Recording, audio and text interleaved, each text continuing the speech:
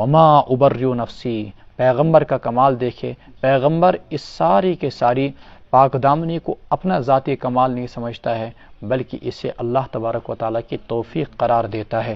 وما ابرئ نفسی، میں اپنے آپ کو بری نہیں قرار دیتا، ان النفس لامارۃ بالسوء، نفس تو ہے برائی کا حکم دینے والا، الا ما رحم ربی، مگر یہ کہ میرا رب جس پر رحم کرے، ان ربی غفور الرحیم، میرا رب ہے بخشنے والا بڑا مہربان۔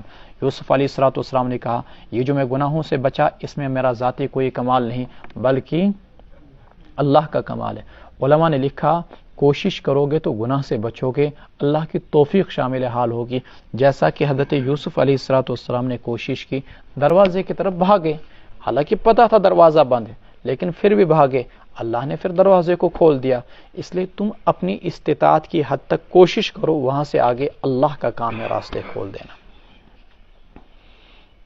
وما ابرئ نفسی ان النفس لامارۃ بالسوء الا ما رحم ربی، یوسف علیہ السلام کا پاک باز اور یوسف علیہ السلام کا صاف کردار امت کے لیے سبق دیتا ہے کہ یوسف علیہ السلام کے نقش قدم پر جو لوگ چلیں گے، اللہ ان کو دنیا میں بھی عزت سے نوازیں گے، آخرت میں بھی عزت سے نوازیں گے۔ وما ابرئ نفسی، نفس کی 3 قسمیں بیان کی گئی ہیں۔ ایک ہے نفس امارہ، جو ہر وقت انسان کو برائی کی طرف ابھارتا رہتا ہے۔ دوسرا نفس لوامہ، اس نفس کو بولتے ہیں گناہ ہوا تو نفس نے ملامت کی، یہ کیا قرت، شرم آئے نہ سکیں تھے۔ اور تیسرا ہوتا ہے نفس مطمئنہ، کہ انسان کا نیکی کرتے کرتے کرتے نفس اس مقام پر پہنچ جائے کہ پھر گناہوں کے خیالات ہی ذہن میں نہ آئیں، جو انبیاء کرام علیہ السلام کو حاصل ہوا کرتا ہے مقام۔ ان ربی غفور رحیم وقال الملک ائتونی به استخلصه لنفسی فلما کلمہ قال انک اليوم لدینا مکین امین۔ اب بادشاہ کے پاس یوسف علیہ السلام پہنچتے ہیں، بادشاہ کہتا ہے ائتونی به، لے آؤ انہیں میرے پاس، استخلصہ لنفسی، میں ان کو اپنے کام کے لیے خاص رکھوں گا، یعنی ان کو مشیر خاص بناؤں گا۔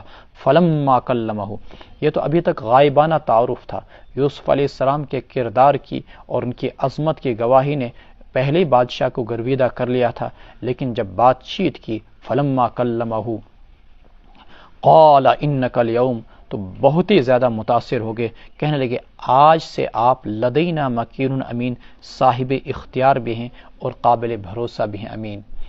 قال اجعلنی، معلوم ہوا کہ قال اجعلنی علی خزائن الارض، کہا کہ بنائیے مجھے زمین کے خزانوں پر نگراں، انی حفیظ، میں حفاظت کرنا بھی جانتا ہوں، جانتا بھی ہوں۔ معلوم ہوا کہ مکین اور امین، حفیظ اور علیم سے کسی بھی ذمہ داری کے لیے، کسی بھی عہدے کے لیے یہ 4 شرائط ہیں۔ ایک یہ کہ جس کو ذمہ داری دی جائے تمس گژھِ اختیار تہِ آسن، خالی لوڑ دستار چھنہ کام بنن۔ نمبر 2، امین، جس شخص کو آپ ذمہ داری دیں وہ بھروسہ مند ہونا چاہیے، یعنی بھروسے کے لائق ہونا چاہیے۔ ایسا نہیں کہ کسی بھی شخص کو آپ امانت دار ہونا چاہیے، اگر امانت کی صفت نہیں ہے آپ اس کو تحصیلدار بنا دیں، آپ اس کو ڈی سی بنا دیں، آپ اس کو کلرک ہی کیوں نہ بنا دیں، وہ ہر جگہ آپ سے بھیک مانگے گئی۔ ایک دو اس ٹرین میں سفر کرن تو ایک ٹرین والے نے ٹکٹ، لڑکے چڑھ گئے بغیر ٹکٹ کے، تو پولیس والوں نے رشوت مانگنی شروع کی، 500 سے شروع ہوا، بچے لاسٹ میں کہنے لگے بھائی ہمارے پاس صرف 5 روپے ہیں، 200 350 سے اترتے اترتے بچوں نے جب بولا کہ بھائی ہمارے پاس 5 روپے ہیں، تو انہوں نے سے دی 5 روپے دی ہوئی۔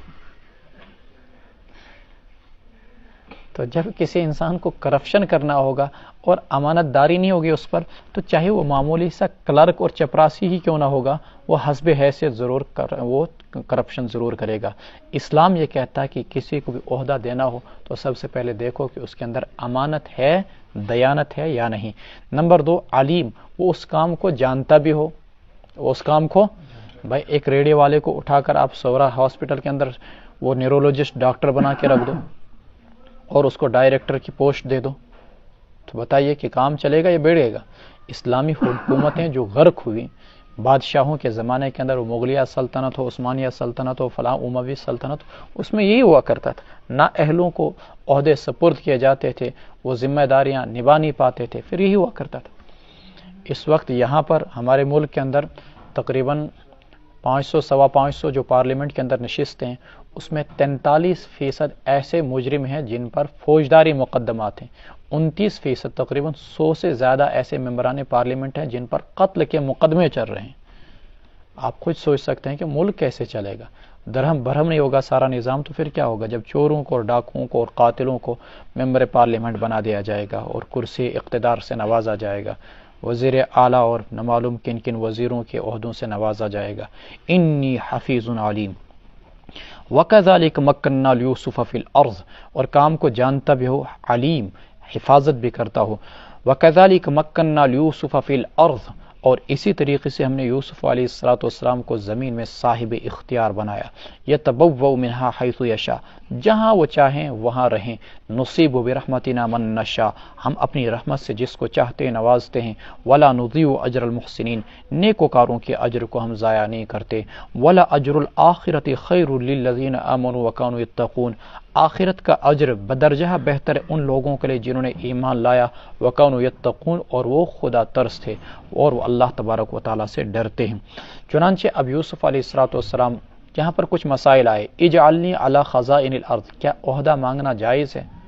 فقہاء نے کہا کہ جب تمہیں یہ اندیشہ ہو کہ میں اگر عہدہ قبول نہیں کروں گا, میری جگہ کوئی نااہل آئے گا جو قوم اور امت کا ستیہ ناش کر دے گا, ایسے موقع پر ذمہ داری کا لینا تم پر واجب ہو جاتا. اگر آپ ذمہ داری نہیں لوگے, عہدہ نہیں لوگے, تو گنہگار ہو جاؤ گے. نمبر 2, اگر ایسی صورتحال نہ ہو تو پھر خود عہدہ طلب کرنا شریعت کے اندر معیوب ہے, مستحب نہیں ہے, محبوب نہیں ہے, اچھی چیز نہیں ہے. اس لیے اللہ کے رسول علیہ السلام نے فرمایا تھا, کچھ لوگ آئے اور کہا یا رسول اللہ ہمیں عامل بنا دیجئے, یعنی کسی علاقے کا ذمہ دار بنا دیجئے. اللہ کے رسول نے کہا جو ہم سے عہدہ مانگے ہم اس کو ذمہ داری تفویض نہیں کرتے. جو ہم سے عہدہ مانگے ہم اس کو ذمہ داری تفویض نہیں کرتے. تو خود سے عہدہ مانگنا بلا وجہ, بلا کسی ضرورت کے شرعاً معیوب ہے, مستحب نہیں ہے, بہتر نہیں ہے, افضل نہیں ہے. یتبوأ منہا حیث یشاء نصیب برحمتنا ولا نضیع اجر المحسنین. وجاء اخوۃ یوسف, اب یہاں سے آگے یوسف علیہ السلام کی زندگی کا وہ آخری سٹیج شروع ہو جاتا ہے اور قصے کا آخری پارٹ شروع ہو جاتا ہے, جہاں یوسف علیہ السلام کی اب اپنے بھائیوں سے ملاقات ہوگی. وہ 7 سال نبھ جاتے ہیں اور یوسف علیہ السلام بحیثیت وزیر خزانہ مصر, بحیثیت وزیر زراعت, بحیثیت صاحب اختیار, بحیثیت مشیر, ملک کا نظام اور ملک کا اقتدار سنبھالتے ہیں. آہستہ آہستہ ایک زمانہ آتا ہے کہ یوسف علیہ السلام مصر کے بادشاہ بن جاتے ہیں. اس بادشاہ کے انتقال کے بعد جس نے یوسف علیہ السلام کو عزت سے نوازا تھا. اس دوران حضرت یوسف علیہ السلام خوب غلہ جمع کرتے ہیں ان 7 سالوں کے اندر, اور 7 سال کے بعد جب قحط پڑتا ہے اس خواب کی تعبیر کے مطابق, تو یوسف علیہ السلام کے بارے میں سن کر اور مصر کی حکومت کے بارے میں سن کر دیگر ممالک کے لوگ بھی مصر غلہ لینے کے لیے آ جاتے ہیں. تو کنعان تک بھی قحط جب پہنچا تو وہاں کے لوگ بھی مصر آئے غلہ لینے کے لیے. انہی میں سے من جملہ حضرت یعقوب علیہ السلام نے اپنے 10 فرزندوں کو بھیجا کہ جاؤ اور تم بھی مصر سے غلہ لے کر آؤ. یہ یوسف علیہ السلام کے پاس پہنچے, یوسف علیہ السلام کا سامنا ہوا, لیکن اللہ کا کرنا یہ ہوا کہ وہ یوسف علیہ السلام کو نہیں پہچان پائے, کیونکہ جب ان کو کنویں میں ڈالا تھا اس وقت ان کی عمر بمشکل 7 سال تھی. اب نہ معلوم بیچ میں 40 سال کا عرصہ گزر چکا تھا, 50 سال کا عرصہ, اور بچپن سے لے کر جوانی تک انسان کی حیت و شکل جو ہے تبدیل ہو جاتی ہے. جب انسان کو داڑھی آ جاتی ہے پھر اس کے بعد شکل تبدیل نہیں ہوتی ہے, لیکن بچپن کے بعد حلیہ شکل و شباہت تھوڑی تھوڑی تبدیل ہو جاتی ہے جوانی میں. جوانی سے پھر بڑھاپے تک انسان یکساں رہتا ہے. اس لیے یوسف علیہ السلام کو نہیں پہچان پائے اور یوسف علیہ السلام نے ان کو فوراً پہچان لیا. یوسف علیہ السلام سے انہوں نے کہا کہ ہمارا ایک بھائی ہے پیچھے اور ایک والد, اس لیے ہم کو مزید غلہ دیا جائے. یوسف علیہ السلام نے کہا دستور یہ ہے کہ غلہ صرف اتنا ہی دیا جاتا ہے جتنے لوگ آئیں, ہم الگ سے, نہ معلوم آپ سچ کہہ رہے ہیں یا جھوٹ کہہ رہے ہیں, الگ سے کسی کے لیے غلہ نہیں دیتے ہیں, کیونکہ پورے ملک کا مسئلہ ہے, صرف تمہارا ہی مسئلہ نہیں ہے. البتہ آئندہ جب بھی تم میرے پاس آؤ گے تو اپنے جس باپ شریک بھائی کا تم تذکرہ کر رہے ہو اسے بھی ساتھ لیتے آنا. اگر تم نے اس کا ساتھ لایا تو تم کو غلہ ملے گا, اور اگر تم نے اس کو ساتھ نہیں لایا تو اس کا مطلب تم جھوٹ بول رہے تھے اور جھوٹ بول کر مجھ سے اضافی غلہ لینا چاہتے تھے، پھر نہ تو تم کو کوئی غلہ ملے گا اور میرے قریب بھی نہیں پھٹکنا، میرے پاس بھی نہیں آنا۔ اب جب یہ واپس جانے لگے، حضرت یوسف علیہ السلام نے نوکروں سے تاکید کی، جو کچھ انہوں نے پونجی لائی تھی، قیمت لائی تھی غلے کی، وہ ان کی پونجی جو اس زمانے کے اندر عموماً چمڑے کے جوتے وغیرہ ہوا کرتے تھے یا چمڑا وغیرہ ہوا کرتا تھا، وہ واپس ان کے غلے کے اندر ڈال دو۔ چنانچہ ان کی پونجی بھی ان کے واپس غلے کے اندر ڈال دی گئی۔ واپس مصر پہنچے، واپس شام پہنچے، کنعان پہنچے، حضرت یعقوب علیہ السلام سے سارا واقعہ ذکر کیا اور کہا کہ اسی طریقے سے بادشاہی مصر نے تقاضا کیا ہے کہ اگلے بار بھائی کو ساتھ لانا، نہیں تو جھوٹ بولنے کے جرم میں ہم کو غلہ نہیں ملے گا اور نہیں بادشاہ کے پاس ہمیں جانے دیا جائے گا۔ حضرت یعقوب علیہ السلام کہتے میں تم پر کیسے بھروسہ کروں گا جبکہ اس سے پہلے تم جھوٹ بول چکے ہو؟ ہاں یہ کہ تم اللہ کے نام پر حلف لے کر مجھ سے وعدہ کرو کہ جھوٹ نہیں بولو گے تو ٹھیک ہے، پھر میں بنیامین کو تمہارے ساتھ بھیج دوں گا۔ چنانچہ بنیامین کو لے کر اور یہ حضرات سارے کے سارے بھائی مصر پہنچ جاتے ہیں حضرت یوسف علیہ السلام کے پاس۔ یوسف علیہ السلام کے پاس پہنچنے کے بعد اختصار کے ساتھ واقعہ میں ذکر کر رہا ہوں، یعقوب علیہ السلام ان کو تاکید کرتے ہیں ایک دروازے سے داخل نہ ہونا، الگ الگ دروازوں سے داخل ہونا، کہیں لوگوں کی تم پر نظر نہ پڑ جائے۔ حضرت ان کو 5 کمرے دیے گئے رہنے کے لیے، الگ الگ 2 بھائیوں کو، لیکن چونکہ 11 تھے، بنیامین اکیلے رہ گئے۔ حضرت یوسف علیہ السلام نے کہا تم میرے ساتھ آ جاؤ، تنہائی میں ان کو بتلا دیا میں تمہارا بھائی ہوں۔ اب بنیامین کو جب پتا چلا کہ میرے بھائی ہیں تو وہ اڑ گئے کہ میں ان کے ساتھ نہیں جاؤں گا، یہ ستاتے ہیں، وہ کرتے ہیں، یہ کرتے ہیں۔ انہوں نے کہا کوئی بات نہیں، میں اس کی کوئی تدبیر نکالتا ہوں۔ مصر کا قانون یہ تھا کہ اگر کوئی شخص چوری کرے تو اس کو پٹائی کی جاتی تھی، سزا دی جاتی تھی، وغیرہ وغیرہ، کوڑے لگائے جاتے تھے، البتہ جرمانہ کیا جاتا تھا، البتہ اس کو قید نہیں کیا جا سکتا تھا، غلام نہیں بنایا جا سکتا تھا۔ حضرت یعقوب علیہ السلام کی یہاں شام کے اندر، کنعان کے اندر قانون یہ تھا کہ اگر کوئی شخص چوری کرے تو چور کو پکڑ کر جس کی چوری کی ہے اسی کا غلام بنا ڈالو، وہ اسی کی ملکیت ٹھہرتا تھا۔ جب چنے چوری کیا نا، اب ایسا کیا جائے گا تجھے اٹھا کر اس کا غلام بنا دیا جائے گا۔ اللہ تعالیٰ نے حضرت یوسف علیہ السلام کو ترکیب سجھائی، ایک تدبیر بتلائی، وہ یہ کہ ایسا کرو کہ بنیامین کے غلے کے اندر اپنا شاہی جو پیالہ ہے پانی پینے کا، چاندی کا، وہ اسے ڈال دو۔ چنانچہ حضرت بنیامین جو ہیں وہ چوری کرنے کے جرم میں دھر لیے جائیں گے، پکڑ لیے جائیں گے، یوں یہ تمہارے پاس ٹھہریں گے۔ چنانچہ ایسا ہی کیا گیا اور بنیامین کو کہاں پر روک دیا گیا؟ حضرت یوسف علیہ السلام کے پاس۔ چوری کے جرم میں جب یہ روک دیے گئے، بھائیوں نے بہت رویا دھویا کہ ایک بوڑھے باپ ہیں، ہم ان سے قسمیں کھا کر وعدہ کر کے آئے ہیں، ہم کو پکڑ لو ان کی جگہ، ان کو چھوڑ دو۔ لیکن حضرت یوسف علیہ السلام نے کہا یہ ہرگز نہیں ہو سکتا، جو مجرم ہوگا اسی کو پکڑا جائے گا، مجرم کی جگہ جو دوسرے کو نہیں پکڑا جا سکتا ہے۔ دیکھ لیجئے واقعے کی ان جزیات کو، اور بھی کچھ چیزیں ہیں اپنے اپنے موقع پر، ہر آیت کے ذیل میں وہ چیزیں آئیں گے انشاءاللہ۔ وَجَاءَ إِخْوَةُ يُوسُفَ فَدَخَلُوا عَلَيْهِ، آئے یوسف علیہ السلام کے بھائی، فَدَخَلُوا عَلَيْهِ، وہ ان کے پاس داخل ہوئے، فَعَرَفَهُمْ، یوسف علیہ السلام نے ان کو پہچانا، وَهُمْ لَهُ مُنْكِرُونَ، اور وہ پہچان نہیں پائے۔ وَلَمَّا جَهَّزَهُمْ بِجَهَازِهِمْ، جب یوسف علیہ السلام نے ان کا سامان تیار کرایا، قَالَ ائْتُونِي بِأَخٍ لَكُم مِّنْ أَبِيكُمْ، کہا یوسف علیہ السلام نے لے آؤ تم اپنے بھائی کو میرے پاس جو تمہارا باپ شریک بھائی ہے۔ أَلَا تَرَوْنَ أَنِّي أُوفِي الْكَيْلَ، دیکھ نہیں رہے ہو کہ میں پورا ناپ کر غلہ دے رہا ہوں، پورا غلہ دے رہا ہوں، وَأَنَا خَيْرُ الْمُنزِلِينَ، اور میں بہترین میزبان بھی ہوں۔ فَإِن لَّمْ تَأْتُونِي بِهِ، پس اگر تم لے کر نہ آئے میرے پاس اسے، فَلَا كَيْلَ لَكُمْ عِندِي، تو میرے پاس تمہارے لیے کوئی غلہ نہیں ہوگا اور میرے پاس پھٹکنا بھی نہیں، میرے قریب بھی نہیں آنا۔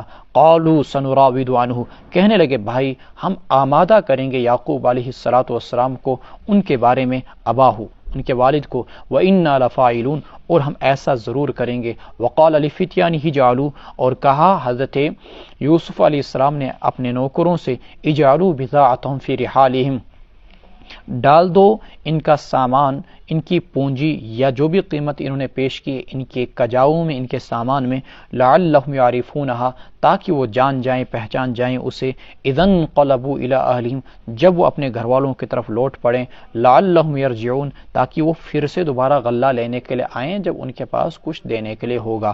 فلما رجعوا الی ابیہم پس جب وہ لوٹ گئے اپنے والد کی طرف، قالو کہنے لگے یا ابانا اے ابا جان، منع من الکیل ہم کو غلے سے روک دیا گیا ہے، فارسل معنا اخانا آپ بھیجیے ہمارے ساتھ ہمارے بھائی کو، نقتل تاکہ ہم غلہ لائیں، وَإِنَّا لَهُ لَحَافِظُونَ اور ہم ہیں اس کی حفاظت کرنے والے۔ قال هل آمنكم علیہ حضرت یعقوب علیہ السلام نے کہا کیا میں بھروسہ کروں تم پر ان کے بارے میں جیسا کہ میں نے بھروسہ کیا تھا تم پر ان کے بھائی کے بارے میں اس سے پہلے؟ فاللہ خیر حافظہ اللہ بہترین حفاظت کرنے والے ہیں، وہو ارحم الراحمین اور وہی سب سے بہترین رحم کرنے والے ہیں۔ ولما فتحوا متاعهم جب انہوں نے اپنے سامان کو کھولا، وجدوا بضاعتهم ردت الیہم پایا انہوں نے کہ ان کی پونجی ان کو واپس کر دی گئی ہے، قالوا یا ابانا ما نبغی کہنے لگے اے ابا جان ما نبغی ہمیں کیا چاہیے، هذه بضاعتنا ردت الینا یہ ہماری پونجی ہم کو واپس کر دی گئی، ونمیر اہلنا ہم گھر والوں کے لیے مزید سامان لائیں گے، ہم گھر والوں کے لیے سامان لائیں گے، ونحفظ اخانا اپنے بھائی کی حفاظت کریں گے، ونزداد کیل بعیر اور ایک اونٹ کا غلہ اضافی لائیں گے، ذالک کیل یسیر یہ تو تھوڑا سا غلہ ہے۔ قال لن ارسلہ معکم حتی تؤتونی موثقا من اللہ کہا یعقوب علیہ السلام میں نہیں بھیجوں گا انہیں تمہارے ساتھ جب تک کہ تم اللہ کی قسم کھا کر وعدہ نہ کر لو، لتأتوننی بھی تم اسے میرے پاس ضرور لے آؤ گے، الا ان یحاط بکم مگر یہ کہ تم گھر جاؤ کسی دشمن کے اندر تو وہ سب کو مار ڈالے وہ الگ بات ہے۔ فلما آتوہ موثقہم پس جب انہوں نے وعدہ دیا حضرت یعقوب علیہ السلام کو، قال اللہ تو یعقوب علیہ السلام نے کہا اللہ علی ما نقول وکیل اللہ ہی گواہ ہے ان باتوں پر جو ہم کہہ رہے ہیں وہی ہمارا وکیل ہے کارساز ہے۔ وقال یا بنی لا تدخلوا من باب واحد کہنے لگے ابا جان ایک ہی دروازے سے کہنے لگے اے میرے بیٹو لا تدخلوا نہیں داخل ہونا ایک ہی دروازے سے، وادخلوا داخل ہونا الگ الگ دروازوں سے، وما اغنی عنکم من اللہ من شیء میں اللہ کے معاملے میں اللہ کی ذات کے بارے میں اللہ کی مشیت کے مقابلے میں تم کو کچھ بھی نہیں بچا سکتا، ان الحکم الا للہ مرضی اور حکم تو اللہ ہی کا چلے گا، علیہ توکل تو اسی پر میں نے بھروسہ کیا، وعلیہ فلیتوکل المتوکلون اور اسی پر بھروسہ کرنے والوں کو بھروسہ کرنا چاہیے۔ چونکہ یہ طاقتور 10 جوان تھے جب ایک ساتھ شامل شہر کے اندر داخل ہوں گے ممکن ہے کہ بادشاہ اور اس کی فوج گھبرا جائے تم سے، اس لیے تم ایک دروازے سے نہیں الگ الگ دروازے سے داخل ہونا۔ دوسرا مطلب یہ بیان کیا گیا کہ ممکن ہے کہ جب 10 خوبصورت نوجوان ایک ساتھ دروازے سے داخل ہوں گے 10 خوبصورت نوجوان تو ممکن ہے کہ نظر نہ لگ جائے۔ میں ایک زمانے میں فلسطین گیا تھا، میں نے دنیا میں آج تک اتنے حسین و جمیل لوگ کہیں نہیں دیکھے جتنے میں نے وہاں کے فلسطین کے لوگ دیکھے، بیت المقدس کے لوگ دیکھے۔ میں سمجھ گیا کہ یعقوب علیہ السلام کی نسل پر خوبصورتی کا اثر آج تک موجود ہے، حالانکہ عرب بھی دیکھے یہاں پر بھی دیکھے وہاں پر ہر جگہ دیکھے لیکن ایسے حسین و جمیل لوگ کہیں نہیں جیسے وہاں کے لوگ دیکھے۔ یہ تو اگر ہزاروں سال گزرنے کے باوجود ان کے نسلوں پر وہ خوبصورتی کے اثرات موجود ہیں، سوچے کہ اس زمانے کے اندر اللہ تبارک و تعالیٰ نے ان کو کیا جاہ و جلال دیا ہوگا، اور تھے بھی بھائی کن کے یوسف علیہ السلام کے، کچھ نہ کچھ تو اثرات ہوں گے، اس لیے کہیں نظر بد نہ لگ جائے۔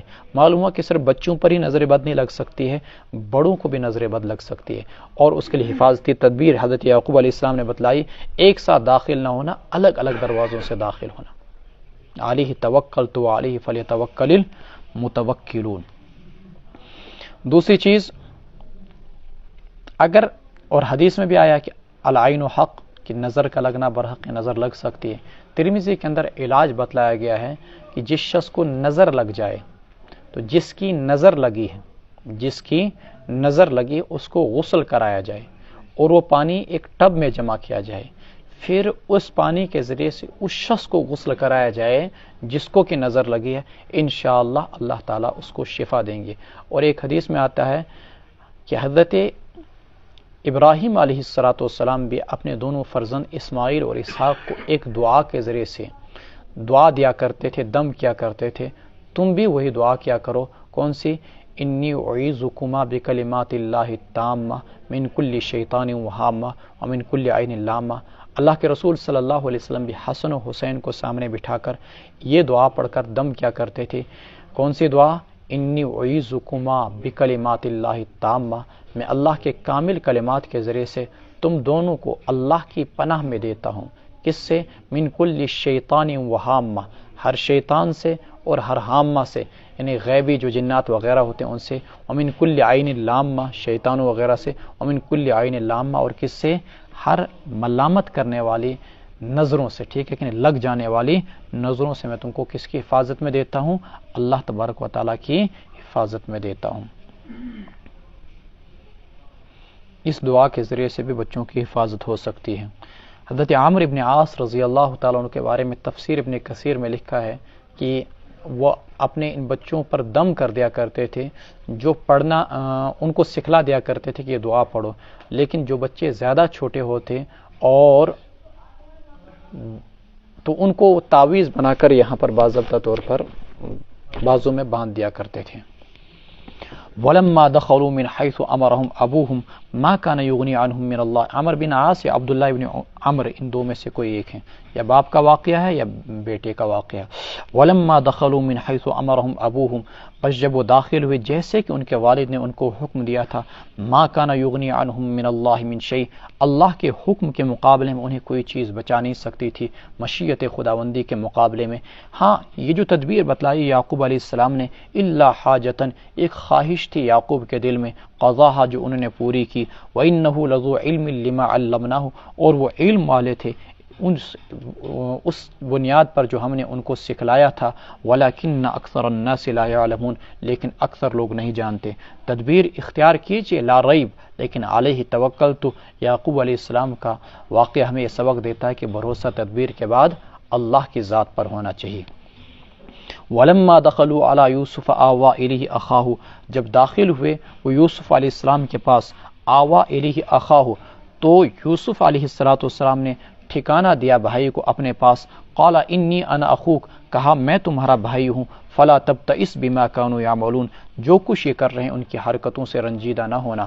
فلما جہزهم بجہازهم، بس جب ان کا سامان سفر تیار کیا، جعل السقایۃ فی رحل اخیہ، پینے کا پیالہ ڈال دیا اپنے بھائی کے کجاوے میں. ثم اذن مؤذن، پھر ایک پکارنے والے نے آواز لگائی، ایتھا العیر، اے قافلے والو، انکم لسارقون، تم چور ہو. قالوا واقبلوا علیہ، کہنے لگے برادران یوسف اور وہ ان کی طرف متوجہ ہوئے، ماذا تفقدون، کیا گم پا رہے ہو تم. قالوا نفقد سواع الملک، انہوں نے کہا ہمیں بادشاہ کا شاہی پیمانہ نہیں مل رہا ہے، شاہی پیمانہ نہیں مل رہا ہے.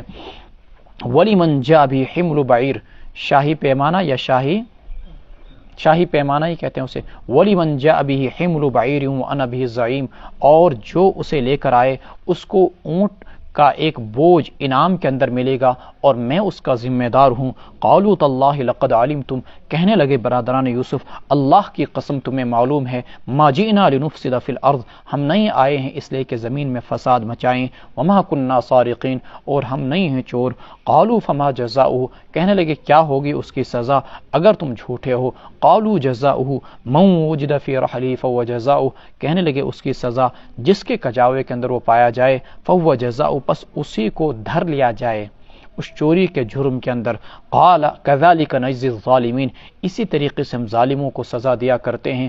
فبدا باوعیتهم، پس یوسف علیہ السلام نے شروع کیا ان کے برتنوں کی یا ان کے تھیلوں کی تلاشی لینا. قبل وعاء اخیہ، اپنے بھائی کے تھیلے سے پہلے. ثم استخرجها، پھر نکالا اس پیالے کو اپنے بھائی کے تھیلے سے، برتن سے. کذالک کدنا لیوسف، اسی طریقے سے ہم نے تدبیر سکھلائی یوسف علیہ السلام کو. ما کان لیأخذ اخاہ، نہیں وہ پکڑ سکتے تھے اپنے بھائی کو بادشاہ کے مذہب کے مطابق. الا ان یشاء اللہ، مگر اللہ کو یہی منظور تھا. نرفع درجات من نشاء، ہم جس کے درجات کو چاہتے ہیں بلند کرتے ہیں. ہیں وفوق کل ذی علم علیم، ہر جاننے والے سے بڑھ کر ایک جاننے والا ہے۔ قالو کہنے لگے ان یسرق اگر اس نے چوری کی فقد سرق اخ له من قبل اس کے بھائی نے بھی اس سے پہلے چوری کی تھی فاسرها یوسف فی نفسه بس یوسف علیہ السلام نے دل ہی دل کے اندر یہ بات کہی ولم یبدیها لهم ان کے سامنے اس بات کو ظاہر نہ کیا۔ کیا بات کہی؟ انتم شر مکانا قال کہا تم لوگ بہت ہی برے ٹھکانے پر ہو، بہت بری نظریہ ہے تمہارا، واللہ اعلم بما تصفون اللہ جانتا جو کچھ تم بیان کر رہے ہو۔ ہوا یہ کہ یوسف علیہ السلام اگر اس روایت کو درست مان لیا جائے کہ ان کی والدہ کا بچپن ہی میں انتقال ہوا تھا، اب ان کی تربیت کون کرے؟ اس سلسلے میں ان کی پھوپھی تھی حضرت یعقوب علیہ السلام کی بہن، انہوں نے ان کو اپنی تربیت میں لے لیا اور وہی ان کی پرورش کرنے لگی۔ چونکہ اللہ تعالیٰ نے وجاہت، اخلاق، کردار، شرافت ساری کے ساری دولتوں سے نوازا تھا، تو یعقوب علیہ السلام حضرت یوسف علیہ السلام کی محبت ان کے دل کے اندر گھر کر گئی۔ اب جب بڑے ہو کر حضرت یعقوب علیہ السلام نے اپنے بیٹے کو واپس لینا چاہا تو پھوپھی نے مانا نہیں کہ میں دوں گی نہیں، تو یعقوب علیہ السلام نے کہا نہیں دینا تو پڑے گا، یہ واپس تو کرنا ہی پڑے گا۔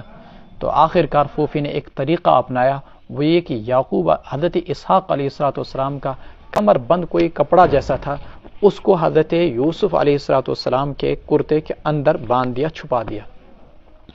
اب یوسف علیہ السلام واپس آئے یعقوب علیہ السلام کے پاس، ادھر سے پھوپھی نے شور اٹھایا کہ یوسف نے میری چوری کی ہے۔ یوسف نے کیا چوری کی ہے؟ میرے پاس ابا جان کی جو نشانی موجود تھی کمر بند کا خاص ایک پٹکا، ایک کپڑا، وہ اس نے چوری کر لیا۔ اس زمانے کے اندر کپڑے کی بڑی اہمیت ہوا کرتی تھی، تو چنانچہ جب تلاشی لی گئی تو واقعتاً وہ یوسف علیہ السلام کی کمر سے وہ کپڑا نکلا۔ یوں یوسف علیہ السلام کو واپس کہاں جانا پڑا؟ پھوپھی کے پاس۔ اب جب تک وہ پھوپھی زندہ رہی تب تک تو وہیں رہی یوسف علیہ السلام۔ پھوپھی کے انتقال کے بعد غالباً پھر یوسف علیہ السلام واپس کہاں پر آ گئے؟ یعقوب علیہ السلام کے پاس۔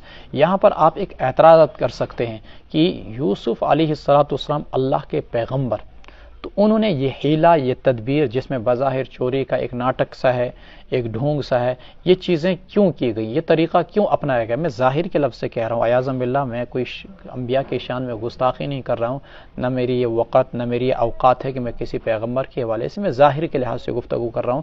قرآن نے بالسرقن چوری کا لفظ استعمال کیا ہے، اس لحاظ سے میں کہہ رہا ہوں۔ چنانچہ سوال یہ پیدا ہوتا ہے کہ یوسف علیہ السلام نے اپنے بھائی کو روکنے کے لیے یہ حیلہ، یہ تدبیر، یہ طریقہ کار چوری کا کیوں اختیار کیا؟ کہ ان کے کجاوے کے اندر پیالہ رکھ دیا گیا، پھر بنیامین کو روک دیا گیا۔ یہ سارے کے سارے اعتراضات یہاں پر واقع ہوتے ہیں، لیکن جواب صرف ایک جملے نے ہمارا حل کر دیا، کذالک کیدنا۔ یہ یوسف نے کیا تھا، یہ اللہ نے بتلایا تھا، اللہ نے بتلایا تھا۔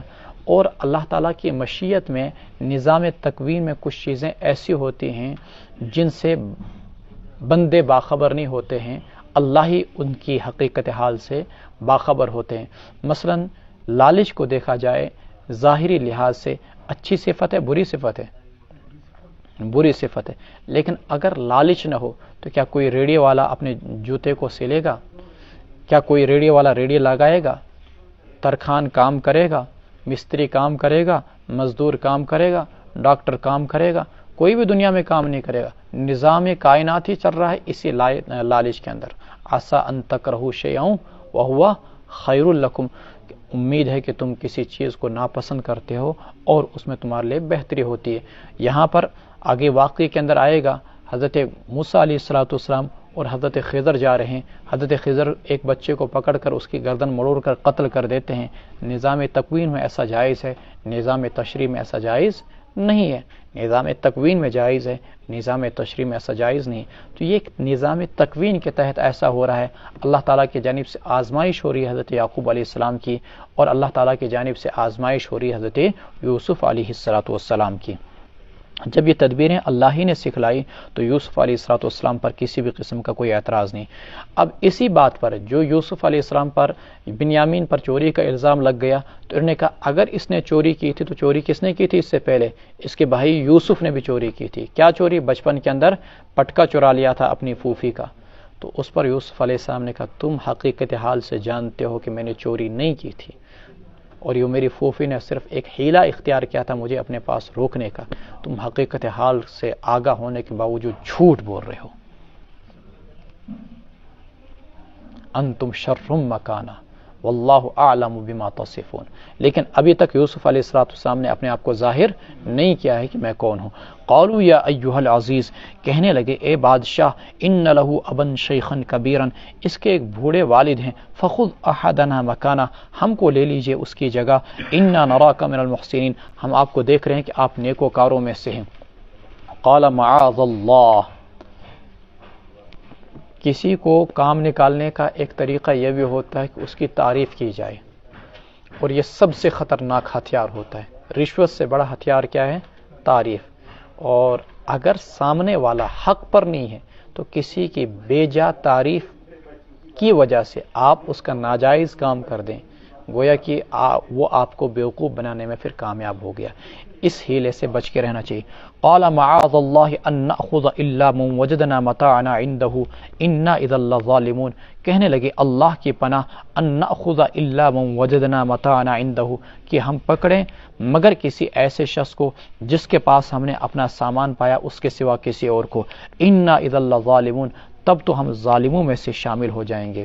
فلما استيئسوا منه خلصوا نجيا، پس جب وہ یوسف علیہ السلام سے مایوس ہو گئے، خلصوا نجيا، الگ ہو کر مشورے کرنے لگے۔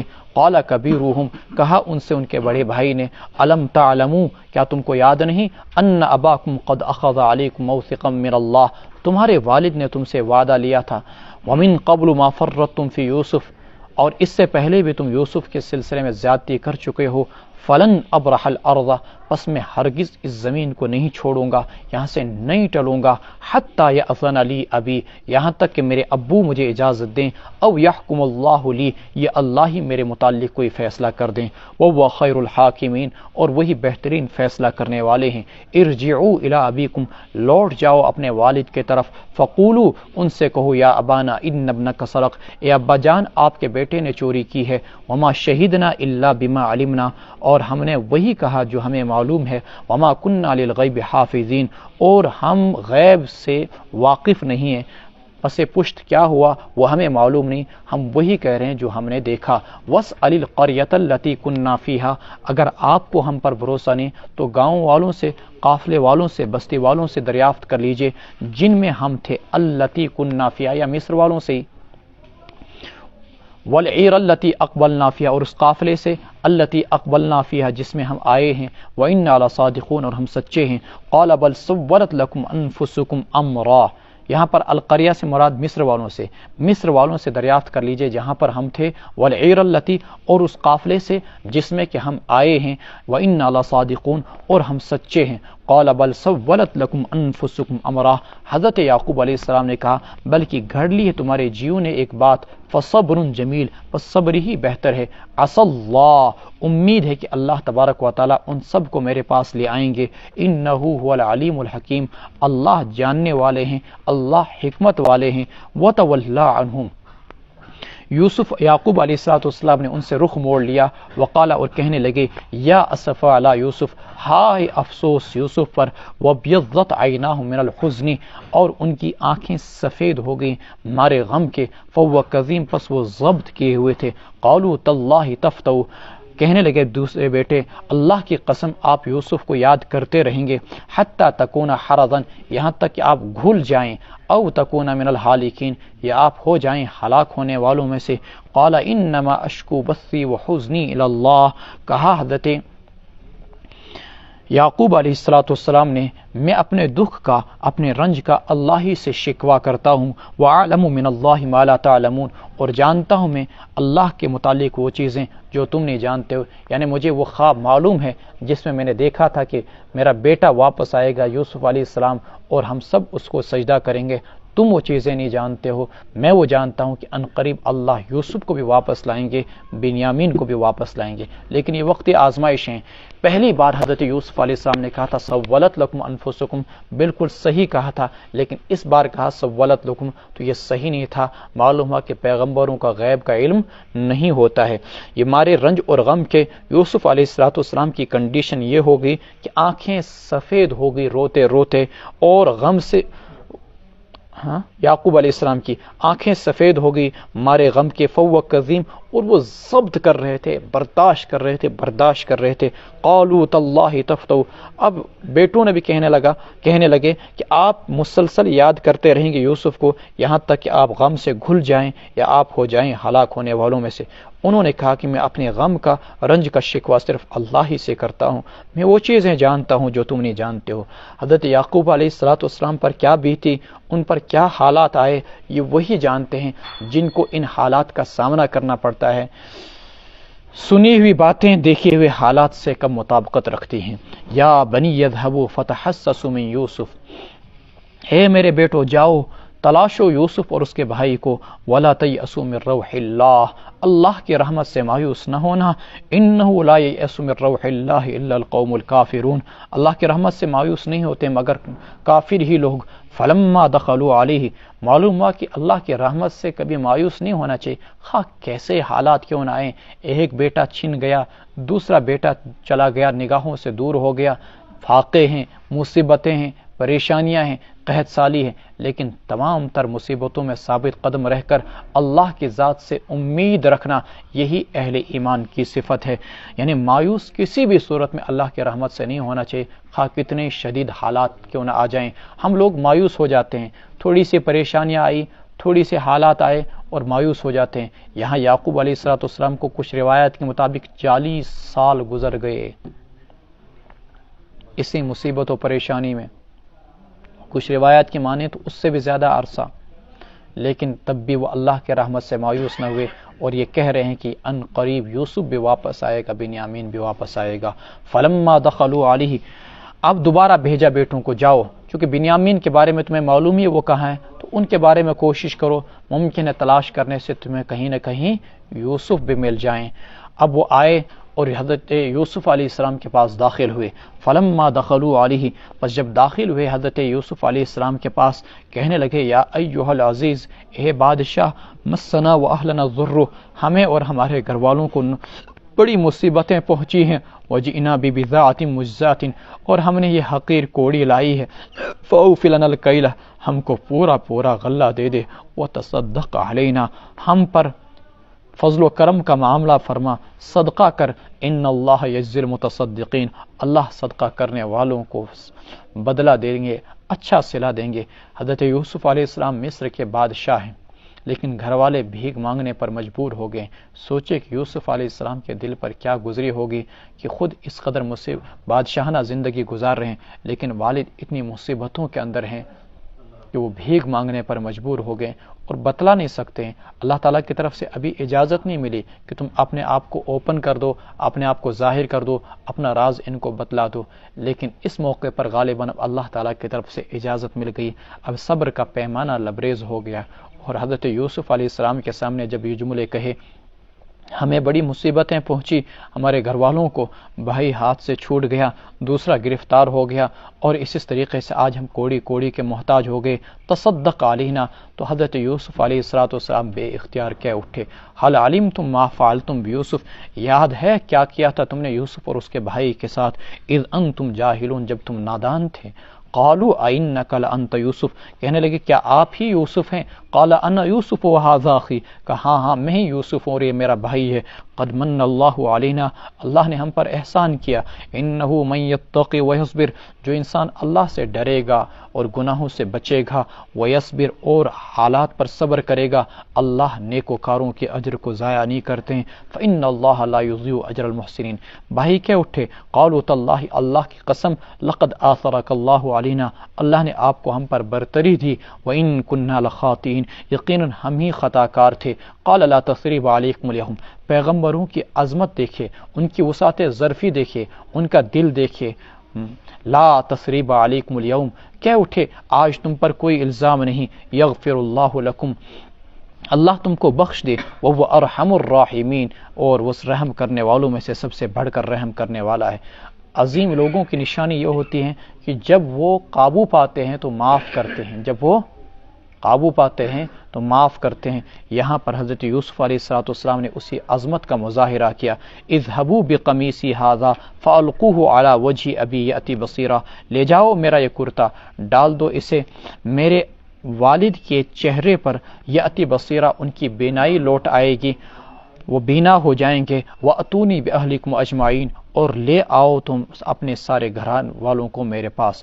اس کرتے کی بھی عجیب داستان، یہی کرتا حضرت یوسف علیہ السلام سے چند کلومیٹر دور تھا، ایک کنویں کے اندر بھائیوں نے لایا اور خون بھی لگا ہوا تھا۔ اس وقت حضرت یوسف علیہ السلام اسی کرتے نے خبر دی کہ یوسف علیہ السلام دنیا سے، یا یوں کہہ لیجیے نظروں سے اوجھل ہو گیا آپ کے سامنے سے، لیکن یہی کرتا آج حضرت یوسف علیہ السلام کے لیے خوشخبری کا باعث بھی بن رہا ہے۔ آگے روایت کے اندر دیکھیے، اگلی آیت کے اندر دیکھیے، وَلَمَّا فَصَلَتِ الْعِيرُ، اور جب قافلہ مصر سے جدا ہو گیا، قال ابوہم، چل پڑا، قال ابوہم، تو ان کے والد یعقوب علیہ السلام نے کہا، انی لأجد ریح یوسف، میں دیکھ رہا ہوں یوسف علیہ السلام کی خوشبو میں پا رہا ہوں، لولا ان تفندون، اگر تم مجھے بہکی بہکی باتیں کرنے والا نہ سمجھو، قالوا تاللہ، دیگر بیٹے کہنے لگے اللہ کی قسم آپ تو پرانے وہم کے اندر مبتلا ہیں، انک لفی ضلالک القدیم۔ اللہ کی قدرت، چند کلومیٹر دور تھا، ایک کنویں کے اندر یوسف علیہ السلام کی ذات وہاں نزدیک تھی، لیکن خوشبو نہیں آئی، کرتا بھی وہیں تھا، خوشبو نہیں آئی۔ آج ہزاروں کلومیٹر دور مصر سے خوشبو آ رہی ہے۔ معلوم ہوا کہ معجزہ دکھلانا پیغمبر کے بس کی بات نہیں، اللہ تبارک و تعالیٰ جب چاہیں تب دکھلائیں۔ اسی کرتے نے بری خبر بھی سنائی اور اسی کرتے نے اب اچھی خبر بھی سنائی، چنانچہ یہ کرتا لایا گیا اور حضرت یعقوب علیہ السلام کے چہرے پر ڈالا گیا۔ اچانک ان کی آنکھوں کی ساری بینائی واپس لوٹ آئی۔ فلما ان جاء البشیر، پر جب آیا خوشخبری دینے والا، القاہ، اس نے ڈالا وہ کرتا حضرت یعقوب علیہ السلام کے چہرے پر، فرتد بصیرہ، پس وہ ہو گئے دیکھنے والے۔ قال الم اقل لکم، کہا کیا میں نے تم سے نہیں کہا تھا، میں جانتا ہوں اللہ تبارک و تعالیٰ کی جانب سے وہ چیزیں جو تم نہیں جانتے ہو۔ قالوا یا ابانا استغفر لنا ذنوبنا، اب بیٹے کہہ اٹھے اے ہمارے ابا جان ہمارے لیے ہمارے گناہوں کی بخشش طلب کیجیے اللہ تعالیٰ سے، انا کننا خاطئین، ہم ہی گنہگار تھے، خطا کار تھے۔ یعقوب علیہ السلام نے کہا ان قریب میں اپنے رب سے تمہارے لیے معافی چاہوں گا، انہ هو الغفور الرحیم، اللہ بخشنے والا، اللہ بڑا مہربان ہے۔ معلوم ہوا کہ بزرگوں سے دعا کرا سکتے ہیں، یہاں پر بھی بیٹوں نے اپنے ابا جان سے دعا کرائی کہ ہمارے گناہوں کو بخش دیا جائے۔ حضرت یعقوب علیہ السلام نے فوراً دعا نہیں کی، ممکن ہے بعد میں دعا کی۔ اس میں یہ فائدہ یہ ہے کہ کچھ اوقات قبولیت کے ہوتے ہیں، مثلا افطاری کا ٹائم، مغرب سے پہلے، تہجد کا ٹائم۔ یوں کہا ہوگا حضرت یعقوب علیہ السلام نے، ابھی نہیں، ٹھہر کر جب قبولیت کا وقت آئے گا تو اس وقت تمہارے لیے میں دعا کروں گا۔ قبولیت کے متعدد اوقات بیان کیے گئے ہیں، ان میں سے بین الاذانین، یعنی اقامت اور اذان کے بیچ اس وقت دعا قبول ہوتی ہے، فجر سے پہلے دعا قبول ہوتی ہے، ہر فرض نماز کے بعد دعا قبول ہوتی ہے، اور اسی طریقے سے مغرب سے پہلے دعا قبول ہوتی ہے، وعند نزول المطر، اور بارش کے اترتے وقت اس وقت دعا قبول ہوتی ہے۔ احادیث میں یہ اوقات آئے ہیں۔ فلما دخلوا علی یوسف، اب یوسف علیہ السلام نے ان کو کہا جاؤ اور والدین کو لے کر آؤ اور اپنے پورے خاندان کو، تو غالباً 80-83 آدمی کا یہ قافلہ مصر کے اندر داخل ہوا۔ یوسف علیہ السلام باضابطہ اپنے شہر سے باہر نکلے، ان کا استقبال کیا، ویلکم کیا گیا اور ان کو اپنے محل میں ٹھہرایا گیا۔ حضرت یعقوب علیہ السلام اور جو ان کی اہلیہ تھی، اب وہ ممکن ہے کہ یوسف علیہ السلام کی والدہ ہو، اگر یہ قول مان لیا جائے کہ ان کا انتقال نہیں ہوا تھا، یا ان کی خالہ، جیسا کہ ایک اور قول کے مطابق آتا ہے۔ بہرحال والدین چاہے سگی ماں ہو یا سوتیلی ماں ہو، ان کو اپنے تخت پر بٹھایا جہاں پر بادشاہ بیٹھا کرتا ہے۔ اس وقت یہ ہوا کہ یوسف علیہ السلام جو ہی اوپر چڑھے، فوراً سب کے سب سجدے میں گر گئے، 11 بھائی اور ماں باپ۔ یہ سجدہ تعظیمی تھا جو پچھلی امت کے اندر جائز ہے، اس امت کے اندر سجدہ تعظیمی جائز نہیں۔ تفسیر ابن کثیر میں لکھا ہے آدم علیہ السلام کے زمانے سے لے کر عیسیٰ علیہ السلام کے زمانے تک پچھلی امتوں کے اندر سجدہ تعظیمی جائز تھا، لیکن چونکہ یہ بعد میں شرک کا باعث بنتا ہے، اس لیے اس امت کے اندر سجدہ تعظیمی سے اب روک دیا گیا۔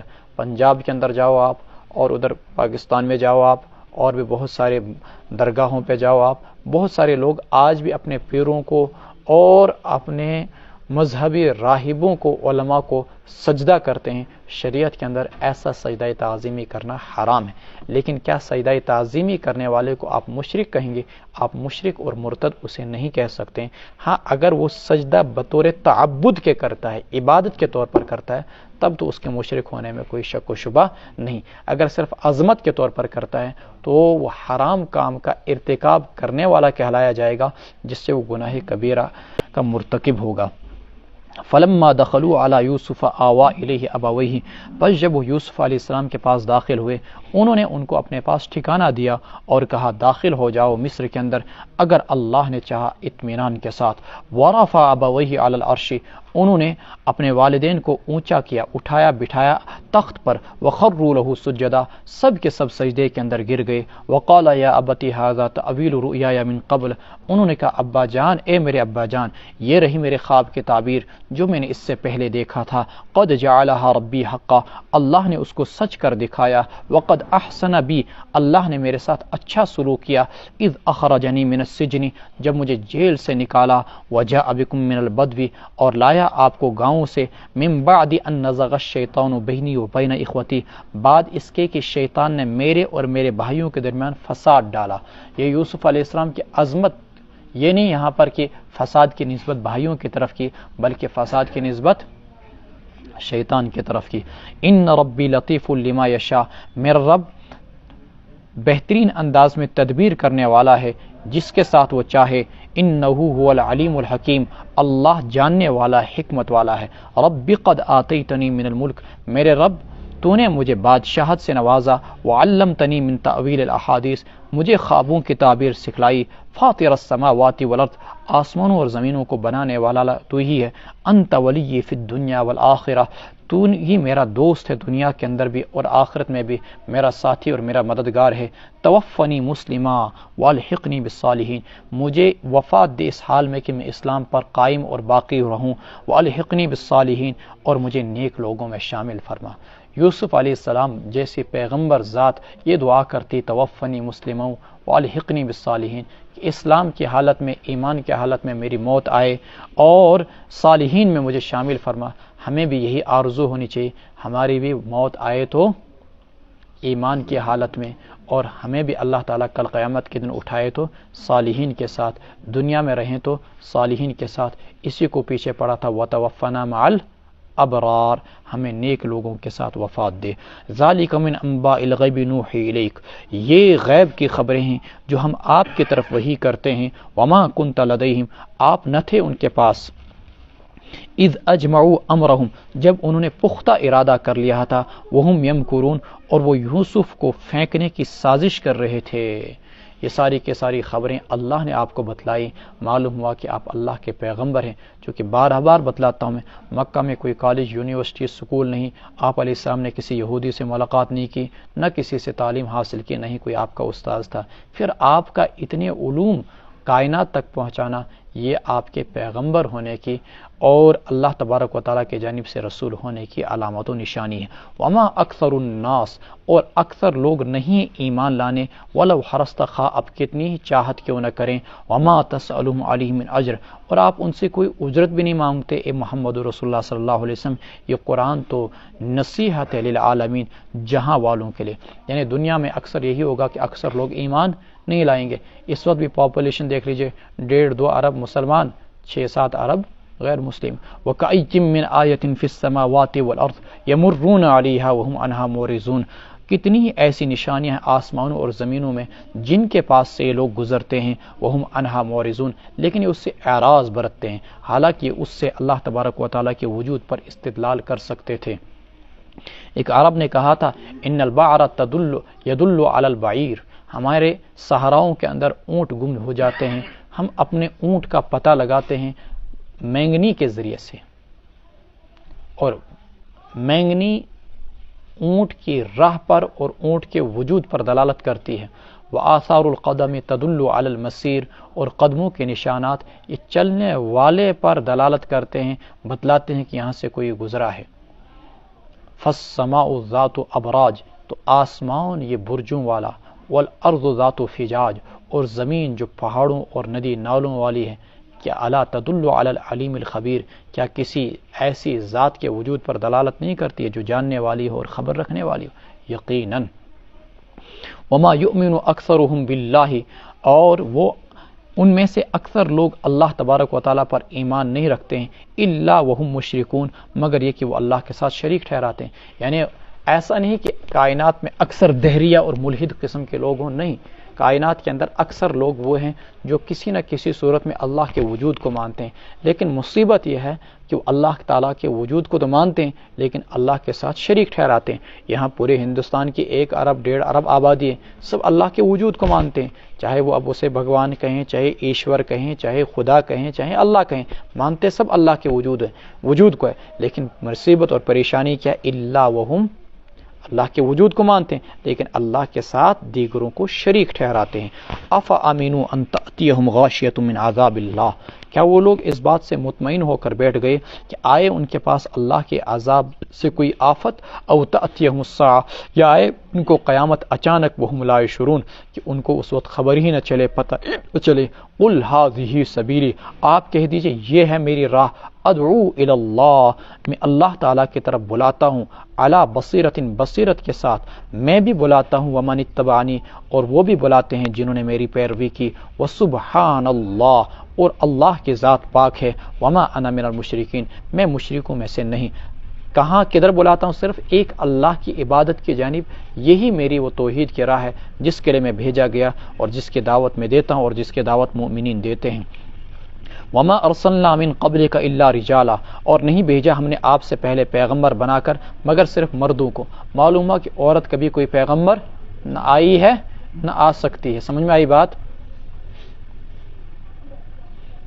قرآن کے جب یہ آیت اتری ما کان محمد ابا احد من رجالکم ولکن رسول اللہ وخاتم النبیین، کہ اللہ کے رسول صلی اللہ علیہ وسلم خاتم النبیین ہے، میرے بعد کوئی بھی پیغمبر نہیں آئے گا، لا نبی بعدی۔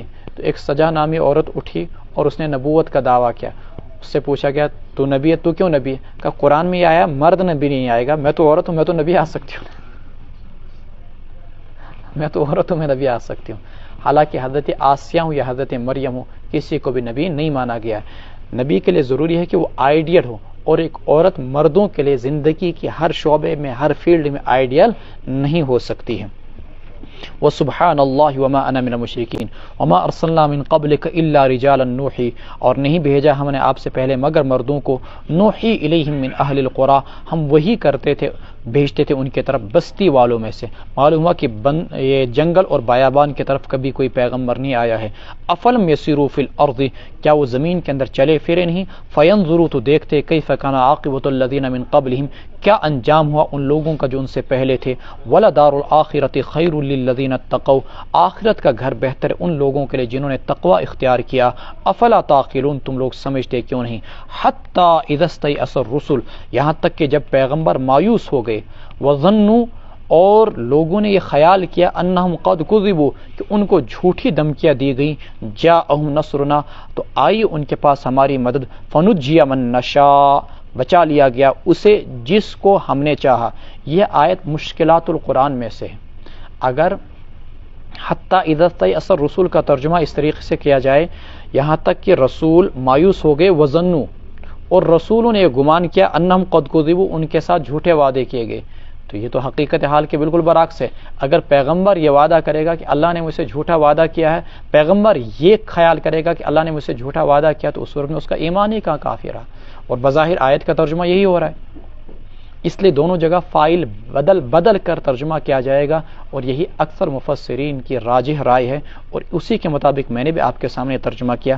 حتی اذا استیأس الرسل، پیغمبر مایوس ہو گئے، وظنوا، اور لوگوں نے یہ خیال کیا، انہم قد کذبوا، کہ ان کو جھوٹی دھمکیاں دی گئی عذاب کی، جاءہم نصرنا، تو پھر ہماری مدد ان کے پاس آ گئی، بس جسے چاہا ہم نے اس کو بچا لیا گیا۔ ولا يرد بأسنا عن القوم المجرمین، اور ہمارے عذاب کو لوٹایا نہیں جا سکتا، ٹالا نہیں جا سکتا مجرم لوگوں سے۔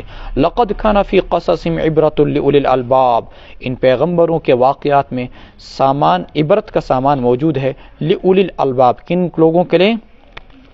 عقل والوں کے لیے ما کان حدیثا یفترا، یہ قرآن کوئی ایسی کتاب نہیں جس کو گھڑا جاتا، ولکن تصدیق الذی، لیکن یہ کتاب تصدیق کرتی ہے ان کتابوں کی بھی جو اس سے پہلے تھی، بین یدیہ، وتفصیل کل شیء، اور ہر چیز کو تفصیل کے ساتھ بیان کرتی ہے، وہدی، اور یہ کتاب گائیڈنس بک، رہنمائی کرنے والی ہے زندگی کے ہر شعبے اور فیلڈ کے متعلق، ورحمتاً، اور رحمت ہے، لقوم یؤمنون، کہ ان کے لیے اہل ایمان کے لیے۔ اللہ تبارک و تعالیٰ اس قرآن کو بھی ہمارے لیے رحمت کا ذریعہ بنائے، اللہ ہم کو ایمان کے دولت سے نوازے، اس قرآن کو ہمارے لیے اور پوری امت کے لیے ہدایت کا، رہنمائی کا باعث بنائے۔ اللہ رب العزت ہمیں ساری پریشانیوں اور مصیبتوں سے بچائے، ہر بیماری سے شفا عطا فرمائے، مردوں کو شفا عطا کرے، اہلیان فلسطین و غزہ کی اللہ تعالیٰ خاص مدد و نصرت فرمائے۔ سبحان ربک رب العزت عما یصفون، وسلام علی المرسلین، والحمد للہ رب العالمین۔